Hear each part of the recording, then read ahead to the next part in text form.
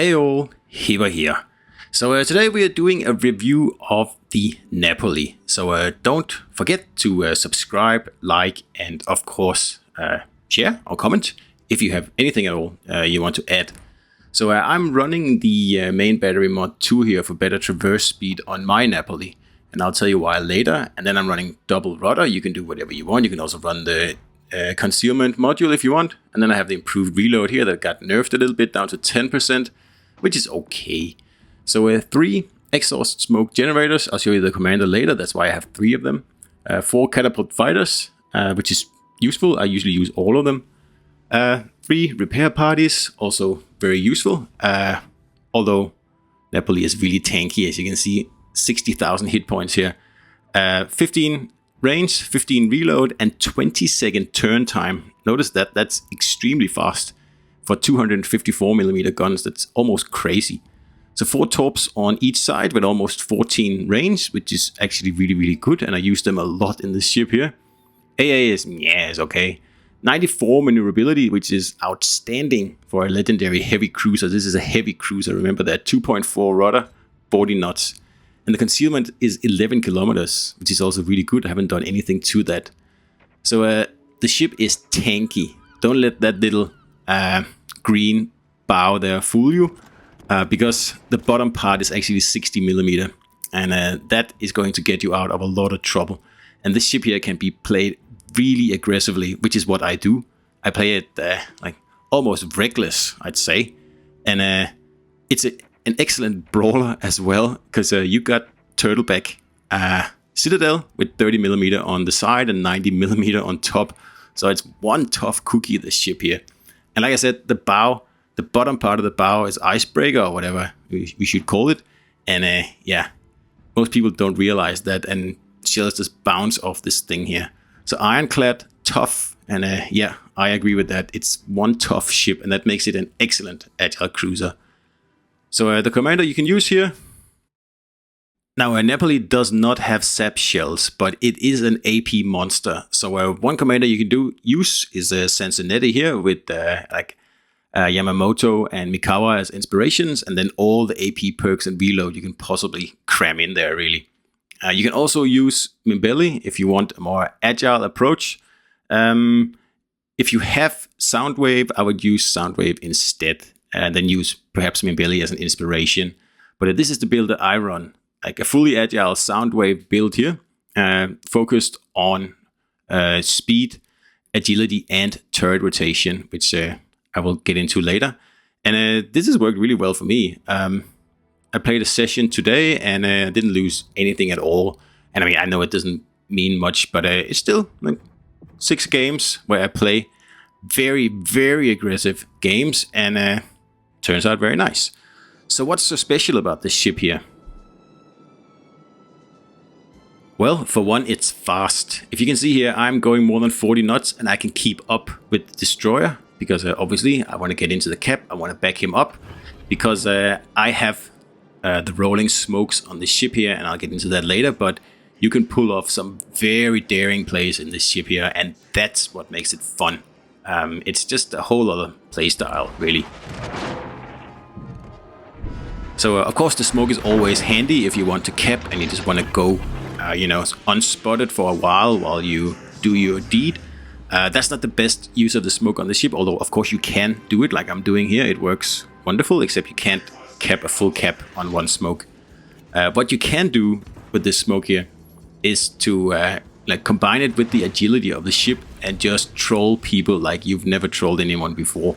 It's so much fun. So as long as you don't fire when you're in your smoke, you can stay undetected up till like 2 or 3 kilometers, depending on what mods the enemy have. And you can really, really do some excellent plays here. And like I said, that's what makes this ship here fun. And the AP 254mm, it hurts everyone, no exception. And once you combine that with the agility and the torpedoes and just the overall fun of the ship, like, you have a real winner here. So get started on that bureau. So here, the show again. Use the smoke to your advantage. That's like the trump card of the ship here.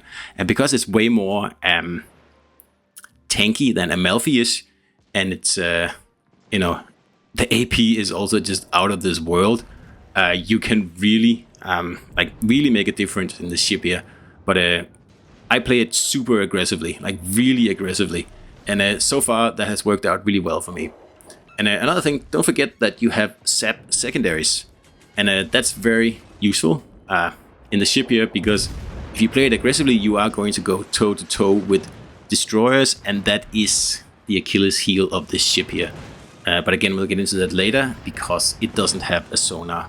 And normally that would be a no-go for me, but I can, you know, I can accept it in this case of the ship here, because it's just so good. So let's get into that sonar there, shall we? Because it is a problem, I'm not going to deny it. When you have destroyers hiding in smoke, you'll need someone else to spot them for you, or you'll have to push in until you get within the minimum range where they will be spotted no matter what.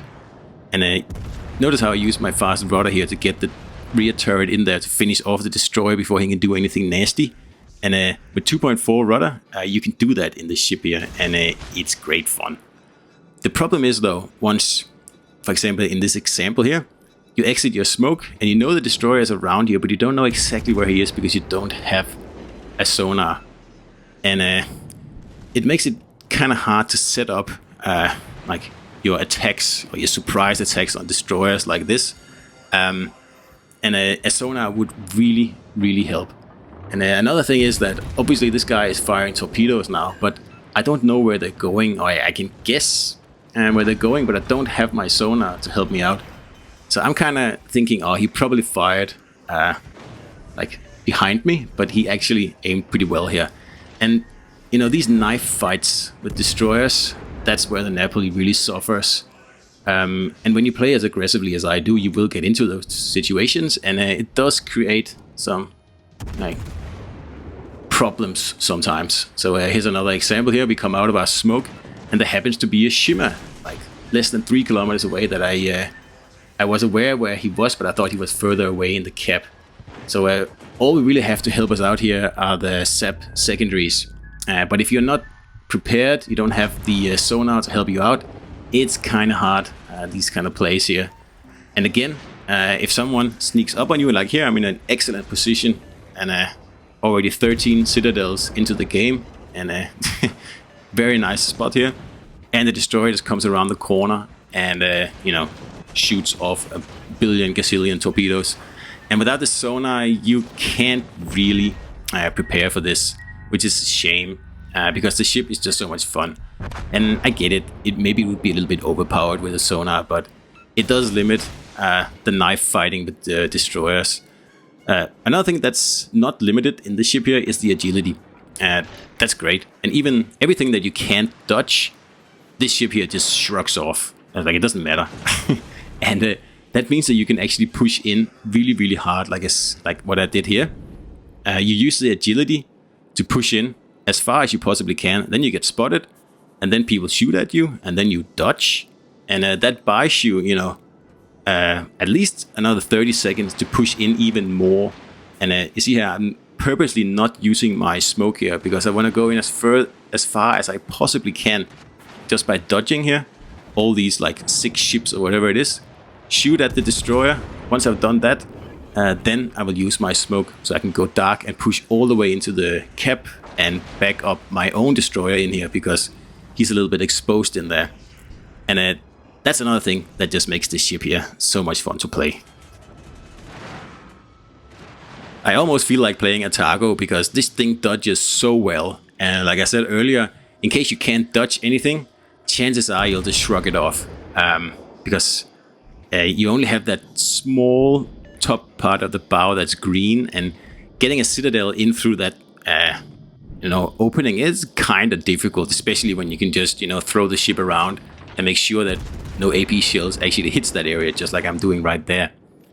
And if you master that, the Napoli is an excellent ship, and it's a lot of fun to play with an agile build, especially with Soundwave, where you can get it down to like the insane 2.4 rudder I have here for a heavy legendary cruiser. So here again, I'm doing the same thing, pushing as far as I can and in the last minute, I'm using my smoke to push in even more.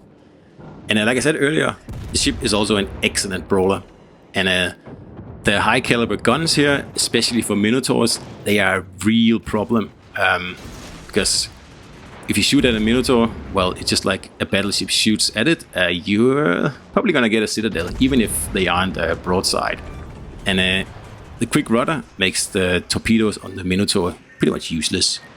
And again, there's the Grose moving in here, and I'm not gonna get any peace.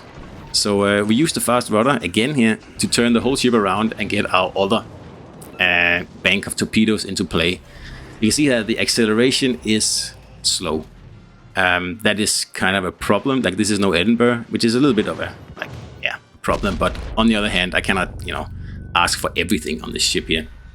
So, but what we can do here is just turn really quickly and get its ship in a position to fire the other set of torpedoes. So a very agile, legendary, heavy cruiser here, and lots of fun to play. And I've certainly started the bureau immediately, and yeah, I'm looking forward to get this ship, for real. So that was the review here, and I hope you liked it, and I'll see you out there.